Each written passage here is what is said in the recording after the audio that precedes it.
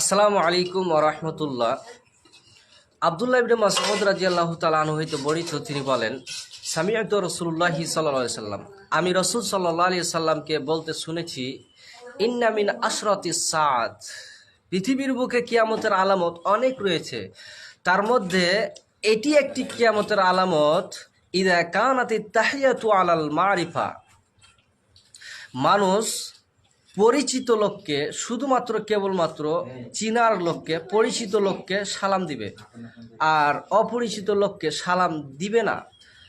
ধরেন যে একটা লোক অন্য জায়গা থেকে এসে বসে আছে, তার পাশ দিয়ে চলে যাচ্ছে, তো পরিচিত লোক যদি না হয় তাহলে তাকে সালাম দিবে না। এটা হচ্ছে কিয়ামতের আলামত।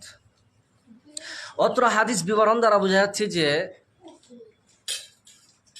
পৃথিবীর বুকে মুসলমান নর নারীর ওপর কর্তব্য হচ্ছে যে প্রথমে সালাম করার পর কোনো কথাবার্তা শুরু করা।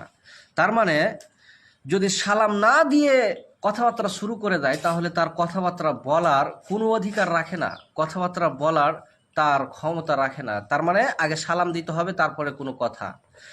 আর যদি সালাম না দিয়ে কথাবার্তা শুরু করে দেয় তাহলে তার তুলনা হবে গরু ছাগলের মতো। ধরেন যে একটা গরু বাড়িতে প্রবেশ করলে যেমন সালাম না দিয়ে প্রবেশ করে, সেরকম হয়ে যাবে মানুষ।